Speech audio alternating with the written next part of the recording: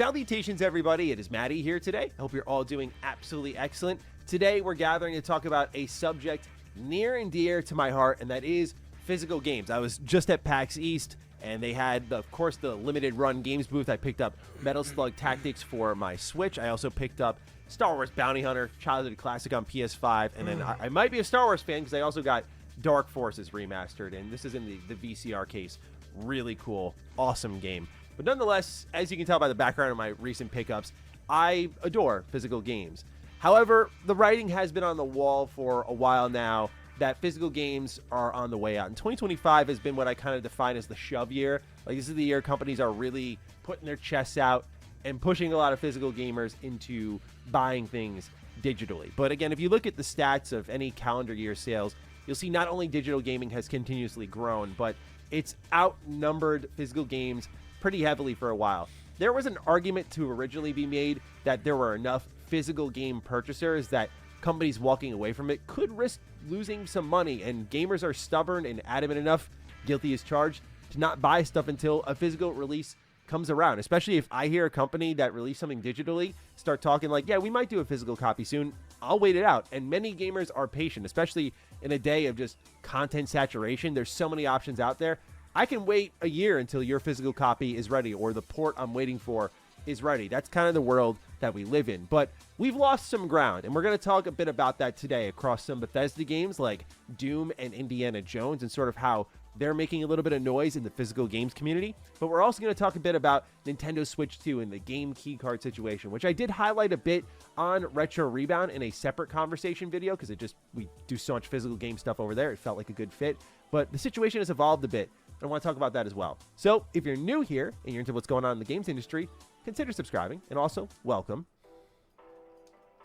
I want to start off with Doom the Dark Ages because this broke a little bit before the review embargo. It said the entire game in the physical PS5 version must be downloaded from the internet, according to gaming leaks and rumors, because some people were getting their physical copies of Doom a bit early. Does It Play then covered it and wrote on their website that only 85 megabytes are present on the disc, and when trying to launch the game, you'll be asked to update online and basically download the entire build, which was tested by a community report.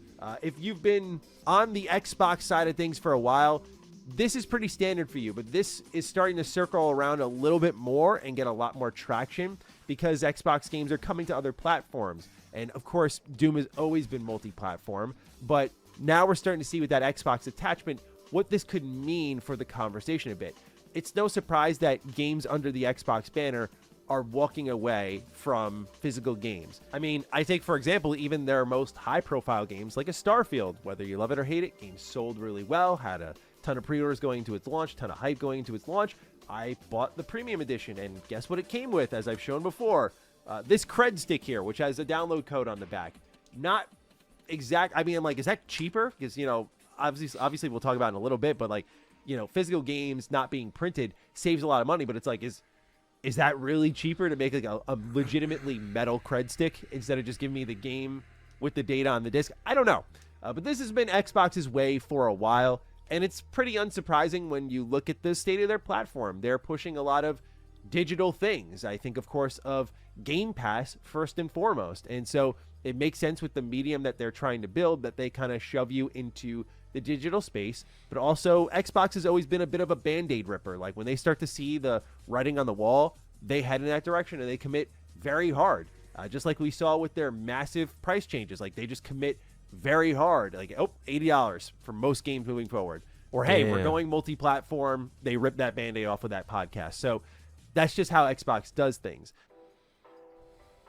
But it's starting to gain more traction because, as I've talked about before, physical games are coming over to PlayStation 5, and now PlayStation fans who otherwise would not have touched these Xbox games are trying to pick them up and learning that Xbox isn't doing what they're used to a little bit from certain games with PlayStation. For example, when Spider-Man 2 was coming out, Insomniac put out a whole statement on social media saying how, yeah, this is going to be all of the game data on the disc. Like, we strongly believe in preservation. And guess what? That got a physical game purchase out of me. But I sort of use myself as a bit of a gauge for a lot of the physical games community because I am very passionate about it. And like you noticed here, like I have 2 PlayStation games and a Switch game. I don't really buy physically for Xbox anymore because they have completely alienated consumers like me.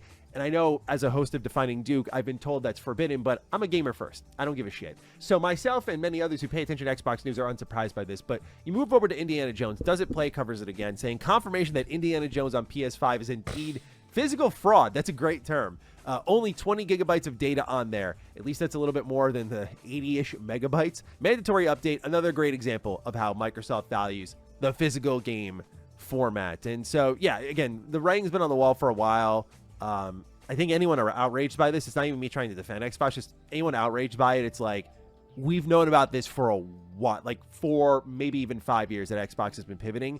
And so I feel like the time to adjust where you pick up your games has been there for a while, and Xbox just, they're not going back, right? Like they're already, you know, we don't know what's going to happen with their console even.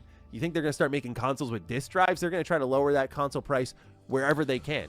So yeah, in Indiana Jones, Doom, great examples of where physical games are going, but where it gets really interesting and again starts to spread the conversation further is Nintendo, because with the Nintendo Switch 2, a lot of people were surprised with Nintendo's push for digital games. But I think, again, people weren't paying close attention to titles like Wolfenstein 2 and many others, which did arrive with their own version of a game key card. Like you just bought the physical game and you download it, or you bought just a download voucher inside a plastic case. It was a total waste of materials, but that did exist pretty often during the Switch 1 generation. But now, because Nintendo has put a term on it, number one, but also because a lot of games are doing it, number two, it's brought a lot of attention to the physical games conversation over on Switch 2. So Necro Felipe was covering a data leak from Arc System Works, and one piece of information came out about physical games. They write in a translated post from Portuguese on Twitter, thanks to leaks from Arc System Works, only 3 types of formats have been found to be available for games planned for Switch 2. Download game only, cartridge with full game, which is only 64 gigabytes, and Potion as a tag/code name for a key card format. Now, one of the first questions that came to people's mind, and I don't think there's like a really good answer for it other than, you know, it's just like select games will do it. But Nintendo with 64 gigabytes and games getting much, much bigger than even when you try to optimize and condense for the Switch 2, it's a lot easier for games just to release digitally and not focus too much on file compression and optimization. So a lot of these games that could release and be on store shelves physically for Switch 2 will just be game key cards. I think where the conversation really ramps up to a place of a head scratcher is when you look at this confirmed list from Nintendo Life of officially confirmed Nintendo Switch 2 game key card releases. And there are titles on here like Puyo Puyo Tetris 2S. You have Bravely Default, the HD remaster for the first game. You have on here Raidou Remastered, The Mystery of the Soulless Army, which I believe was like a PS2 game that got remastered. Even smaller modern games like Sonic X Shadow Generations, which don't run very high in file size, are here as game card releases. You have visual novel style games like No Sleep for Konami Date also releasing digitally. In Japan, they also have their own exclusive game key card releases, such as Kunitsugami. You have Nobunaga's Ambition, Suikoden 1 and 2 HD Remaster, East 10, Proud Nordiques. And I think what gives me the biggest laugh out of all of this is that somehow Cyberpunk 2077, which a game, by the way, with all of its DLC included, has found a way to be a physical game.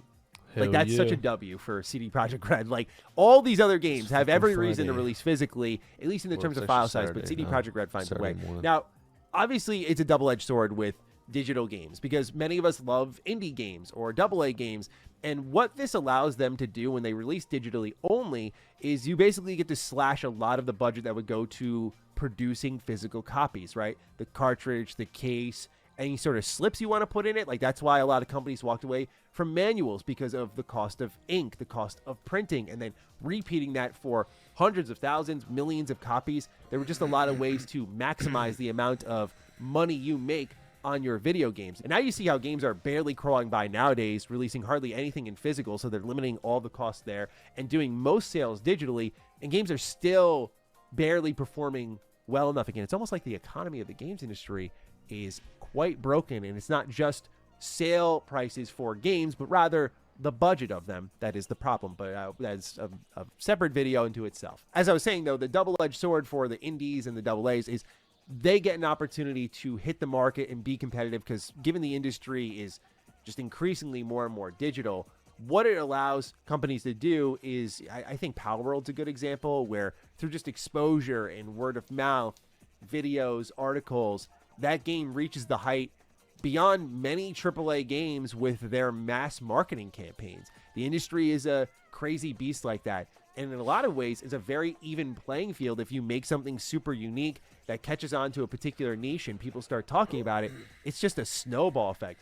Now, as I've said many times in the past, the difference is the snowball can also happen in a very negative way, where like once the conversation gets off track, as we've seen with many an example before, it just goes and goes and builds, and there's no real stopping it.